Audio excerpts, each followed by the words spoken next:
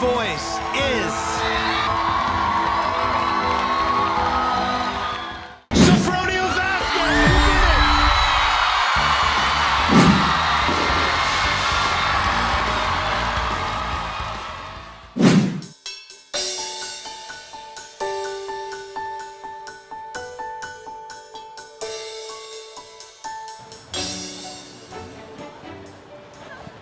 Hello!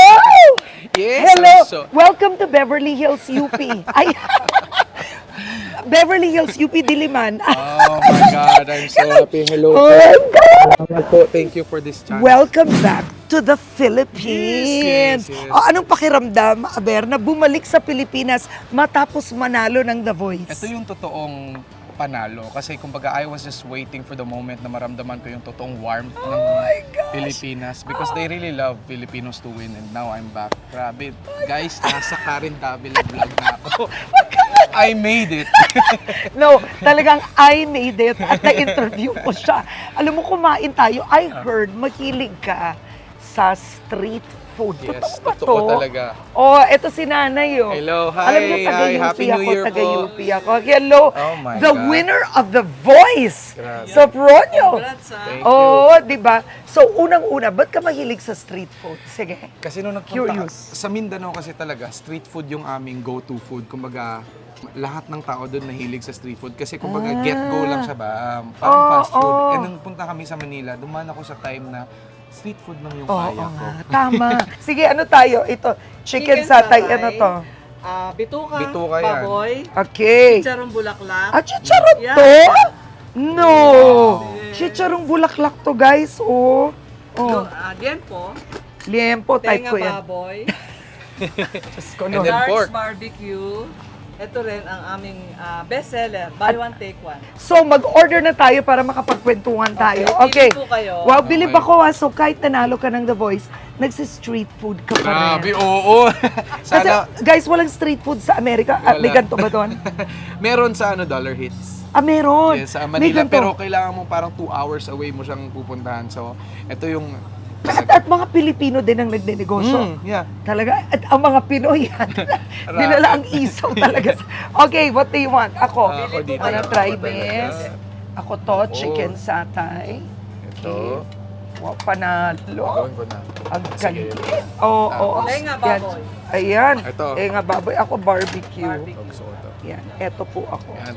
Guys, di po tsokolate ano. Ito yung Betamax. Betamax. Talagang in-order niya. Nung lumalaki Meron ka lang. ba, that's what you Betamax. were eating. Yeah. Kasi nung nagsi-street food ako sa UP, sa totoo lang, ano lang ako, fishball, turon, at barbecue. Turon is my favorite. Oo, pero oo. kapag ganito, grabe talaga. Ayan. So, eto ka talaga, no? Ito talaga. Oo. Ang isaw, bituka to ng ano? Manok. Manok. O, isipin Yeah. nyo, only in the Philippines. Ang bituka ng manok, Walang guys. tapon to, guys. Walang tapon. Okay, luto na tayo, mami.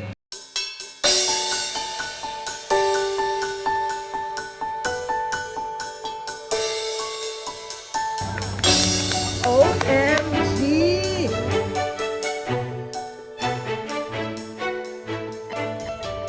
So, this is happening to you. You said it. This is happening to you. Miss Karen, grabe. May mga moments ng buhay ko na every time I watch your vlogs, magkakaroon ka rin ng moment na ako din yung i-interviewin. I'm so emotional kasi this is all my dream. Yeah. And part of that dream is being seen. And now, dito na ako sa Karen Davil.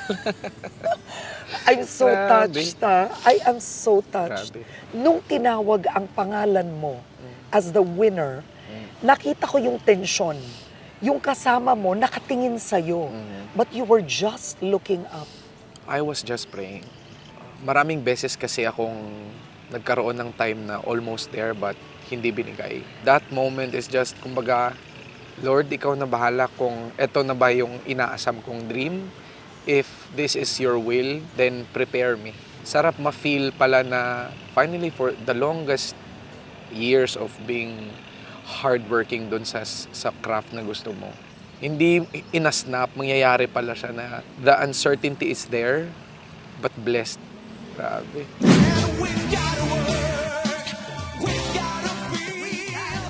Hindi naging madali ang pagiging singer sa'yo. Mhm. Natalo ka dito sa Pilipinas.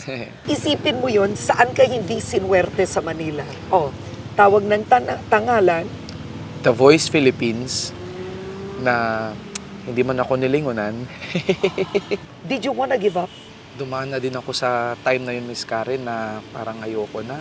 Kasi lahat ng effort na kailangan para sa pagkapanalo, ginawa ko na. Pero ang ilap-ilap ng pagkakataon, medyo mahirap talaga and masakit, pero kumbaga, sina-challenge ko yung sarili ko and I always look to the brighter side na, hayaan mo na, baka hindi para sa akin to. Parang ilang beses akong nakatanggap ng ikaw na naman. No. Yeah, nilulook forward ko lang na kapag ibigay ng pagkakataon sa akin, mare-remind na lang sila na sometimes in life, we just have to be kind to other people. Wow. Yeah. And pupunta ka sa napakaraming audition sa Manila nga. Yes. Hirap ka sa pamasahe noon. Train lang ako, gising kaming madaling araw, 2:00 pipila. Makakanta kami the next day na madaling araw, walang kain. You mean to say, nakapila ka 2:00 ng umaga? The next day, the next 2:00 ka na makakanta. Ganun, ang daming audition eh. Pero hindi ka pwedeng umalis. Kumbaga, kasi umalis ka, mawawala ka na sa pila mo. So, tiis-tiis din. Ganun. Nakatira ka noon sa Misamis? Tama? Misamis Occidental, Oo, Ozamis. And hindi madali doon, ah? Hindi madali. Oo. What was it like growing up? Squatter kami nakatira. Ilang beses kami nasunugan. Pero ang mga magulang mo, anong trabaho nila noon? Nasa government sila, pero si mama at si papa, parang clerk lang din. So, hindi sapat. Pero paano ka nakapagtapos ng dentistry? Yung mga magulang mo, Yeah. they must have worked so hard. They really worked hard. My family kasi, Miss Karen, are excited dun sa idea na magkaroon kami ng gifts sa education. Yung mama ko naman, hindi sila ganun kahirap kasi may kaya naman yung family ni mama. Pero si Papa talaga, mahirap talaga yung buhay nila. Kumbaga sanay na sanay siya dun sa hirap. And sinasabi niya sa akin, kung meron lang sanang pera yung parents ko dati, nakapagtapos ako. Nakapagtapos nga siya, pero nung sarili niya ng effort. And your father passed away? Yes. When did he pass away? It was 2018, Miss Karen. Bago pandemic. Bago pandemic. Ang malungkot, hindi niya nakitang nanalo Kaya, ka. Last na competition nakita was Tawag ng Tanghalan. Medyo may guilt sa akin kasi last na sinabi niya sa akin na pagamot mo naman ako at andito ako sa Manila lon. Parang challenging sa akin kasi gusto ko siyang ipagamot pero wala akong magagawa kasi mahirap eh. Say hi for me! Alright, here you go. Thank you, and Sarah. So kung nakikita niyo, ayan na yung mga pangmayaman na lugar dito sa Seattle. I guess it's called Queen Anne. How did you end up in the United States? Kasi taga Mindanao ka. Balikan natin yun. So, I end up being in the United States kasi medyo naglaylaw na ako sa music. Kasi for the longest times, kumbaga andito ako sa Manila trying to fit in sa music industry. I decided to just take a step back na baka kailangan kong balikan yung fallback ko, which is dental medicine. Wala eh. Pinaglalaruan talaga ako ng tadhana eh. Kung kinukulit niya ako, sige, kinakalimutan mo music ha. Sige, bigyan kita ng sample ng dilema na malaki. Do you wanna be a dental assistant or dentist or do you wanna be a singer? Kasi I was working back then. And I am getting used to the way how a dental assistant is. So, kinulit lang niya ako. Nakita ko lang na may audition. Sinubukan. So, How did you get there? So, after pandemic, Miss Karen, napunta ako dun sa situation na ang dami kong nakilala sa Kumu. Nagbukas sa akin yung idea na punta kaya ako sa Amerika kasi ang daming willing tumulong. Dito ka, tulungan ka namin sa kung paano yung buhay. And then when I went there as a tourist, nagbukas sa akin yung idea na being a dentist for standing program for foreign dentists. Wala akong pera noon. I just tried my best na bahala na to. Kumbaga, lakas ng loob. You had no money. No money. Wow. Yeah, ang dala ko lang ito. Ito yung instrument ko kasi may idea ko na when I get to America and may maraming mga Filipino communities, kaya kong rumakit konta ka sa birthdays. Ganun lang, no? Ganun lang. Oo. So, gaano katagal kang dental assistant? So, I worked as a dental assistant for 6 months. Magkano sweldo mo? Minimum $13 per hour. Yeah. Pero laking bagay nun for me. Nagbabayad ako ng bills. Of course, kahit nakikitira kami, we have to share naman kasi nakakahiya na. And then I have my bills there. Pinapadala ko sa kila mama, nagbabayad ng apartment. And then the audition came. And then the audition came. Time on my hand since you've been away, baby. Nung nagbuka sa akin yung idea, na pivot na naman ako sa kantahan, malaking challenge ulit siya. Kasi, kumbaga, paano ako magsusustain ng buhay doon without working? And I am so blessed na the show has provided everything. Shelter, hotel, meron kaming per diem, meron kaming stipend, damit, kumbaga, Kahit di pa nananalo. kahit di pa nanalo, Basta matanggap ka. basta matanggap ka as a contestant, you are taken Care of. care of. Well, the whole experience was, kumbaga, a movie for me. Kasi every setting na kung saan ako andon, para siyang chapter na nag-unfold na, dati kasi talagang fan ako ng The Voice and I am always interested of how the show is working. Kumbaga sa likod, na-unfold sa akin lahat yun, Miss Karen. Ang ganda ng experience ko. I brought my camera with me. Lahat ng moments na pwede kong i-video, binivideo ko, which yung mga co-contestants ko would tell me na, why are you always taking videos? When I posted the videos, I didn't think na magiging iba yung kalalabasan niya kasi I won. Last one. And let's, Go higher. You want to go higher? Yeah. I got my Michael Bublé jersey with me. Binigay na sa amin.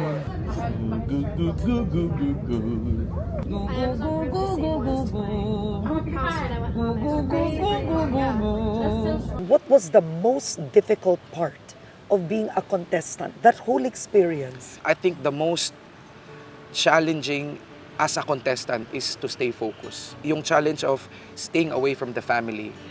Yung discipline for yourself. I sleep early. I wake up early. I do exercises, vocal exercises, katawan. Kumbaga, kailangan preparado kasi mabilis sila doon. But No partying. ang- Walang labas. Walang labas. Blessing kasi sa akin, hindi talaga ako mahilig lumabas, Miss Karen. Kumbaga, homebody ako. Ang ginagawa ko, ipon ako, kasi meron akong papadalan sa Pilipinas. Kaya wala akong trabaho eh. May nakaaway ka ba? Wala talaga, Miss Karen, kasi it was my conscious effort to be friendly with everyone. Ganun ang Pinoy. Yes, may mga nararamdaman akong, kumbaga, ano ka ba, ina-out ka nila sa circle nila. Tinanggap ko lang yun as a compliment kasi it also pushed me to adapt and to better myself. Ganun. So, sarap na nag-a-adjust ako and then I'm always learning. Pero nagugulat talaga sila kasi every time na pinapahawak ako ng microphone, doon ako nagyayabang. Ano ang unang kinanta mo doon na nasindak sila? Few phrases. The first time na nakahawak ko ng microphone was the song I did for blind auditions for the band rehearsals, and it's from Mary J. Blige. It's called I'm Going Down. Okay. Time on my hand since you've been away, baby. I ain't got no plans. No. At nung nakita nila yon, Nakita nila yon, talagang, oops, Sofronio, you're a problem. you're a problem. Yeah, they would tell me that one. And now, from the Philippines, I am here, and I will pick Michael.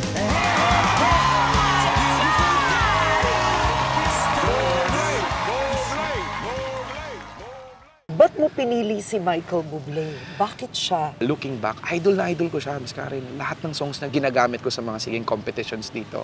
To be honest, hindi siya yung first choice ko. Sino? It was either Snoop Dogg or Gwen. Okay.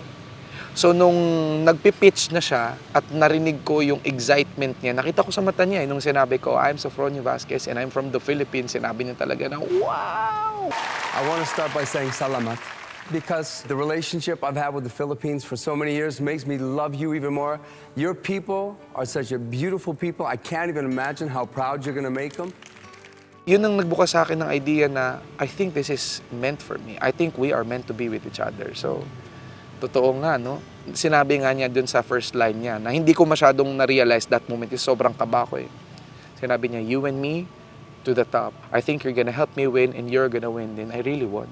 Isipin mo, bago si Michael Bublé, it's his first time Yeah. to be a judge and first Nanalo time siya. you ran and you both won. Grabe. You won, he won. You know? Yeah. Grabe talaga. And forever akong grateful sa kanya. I watched you sing A Million Dreams. Iba yung style mo. A million dreams are keeping me awake. So, ang sinabi niya lang sa akin, you don't have to be technically perfect. When you sing the song, take time to just learn and understand the words. Tinuro niya sa akin to really access my heart. Oo. Sabihin niya, always naman kami nag-uusap kasi he's just not a mentor on the show. You became friends. I became a friend. We became family. Always niya akong tinatawagan, kumusta ka? Are you ready for tomorrow?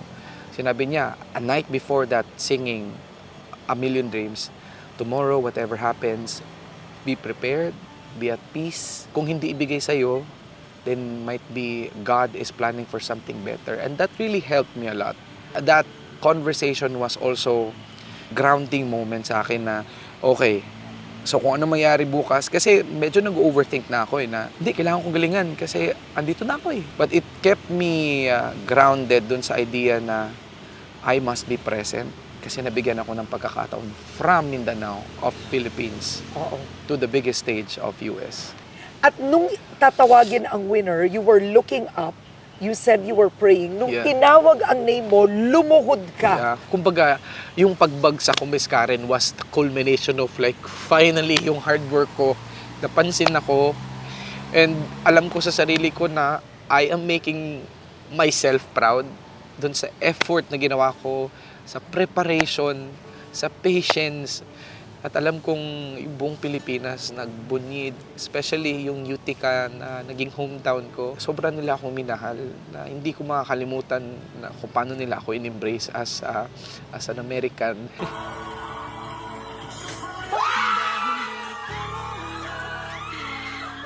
Nung nanalo ka, alam ba ng nanay mo or tinawagan mo siya? Ang ganda ng experience ko, Miss Karen, kwento ko lang. Kasi sanay tayong manood ng laban ni Senator Manny Pacquiao, yung mga Miss Universe. Kumbaga, as a fan, alam ko yung nag-aantay ka ng announcement.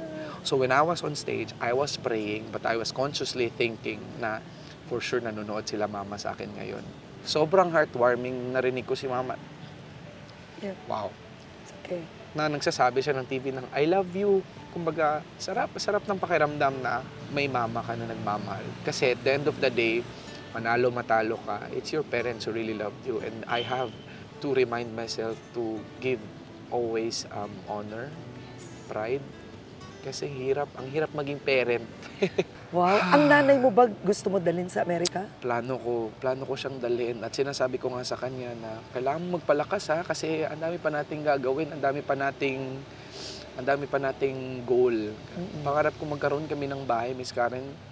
Nung bata ko, hanggang high school, isang kwarto lang kami, sahig lang kami natutulog. So, ngayon finally with this dream na nagiging realization na siya, nagiging reality na sa akin, finally mabibigyan ko na siya ng magandang higaan, unan, ganyan. Every night I lie in bed, the brightest colors fill my head. $100,000. Anong plano mo? Gagamitin ko yung pera na yun, of course, as an investment dun sa music. Kasi music talaga eh. And now, I was given the chance to penetrate the mainstream, which is America. Gagamitin ko talaga yun. Kumbaga, if I have to produce myself, if I have to reach out to people, big names, always naman akong ganun. Kumbaga, a no is a no and a yes is a yes. So try lang ako. Kung makatanggap ako ng no, then move on to another. Yeah. Meron din po ako talagang automatic na recording label dun sa Republic Records. So hindi ko talaga akalain na sobrang liit lang ng pangarap ko ngayon. Kasi when I look back, nung nakikita ko na yung mga kakilala ko nagiging champion, sinasabi ko din na champion na sila. Sana ako din maging champion. And ngayon pala yung moment na binigay sa akin na maging champion na ako. And I am blessed. Sana mapanood to ni Michael Bublé. Michael Bublé is just an amazing person. He's so kind. He's very genuine sa akin. Kaya forever kong iti-treasure kung gaano niya ako minahal. Hindi man kami parehas ng lahi. Pinapiramdam niya sa akin kung paano magmahal yung isang tao kahit hindi mo kadugo. Naramdaman ko sa kanya kung gaano siya kaswerte sa buhay at shinare niya sa akin. Nakita ko yung tatay ko sa kanya. Namimiss ko si Papa. Sinasabi ko nga sa kanya, na-appreciate ko yung moments mo with your kids. Sabi niya, Sofronio, you'll be my 5th kid. So, nakakatuwa.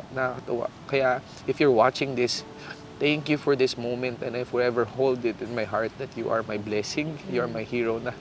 You are still so overwhelmed, Oo, no? Miss Karen, grabe. Kasi lahat ng mga nangyayari sa akin, kumbaga, ang bilis. I was just watching your vlogs, lahat ng mga guestings ko. Kumbaga, the power of manifestation. I just whisper to the universe na sana mangyari din sa akin. Every day, sinasabi ko sa utak ko, piniplay ko sa utak ko na the winner of The Voice Season 26, Sofronio Vasquez. At nung nagkatotoo na siya, grabe. Kailangan kong ganunin ni Michael Bublé, ginanon yung mukha mo, hey, wake up, parang ganoon. Kasi parang, hindi, grabe. A million dreams are keeping me away. When I think of my papa, this quote really is always in my heart. It's Timothy 4:7. I have fought a good fight. I have finished the race and I have kept the faith.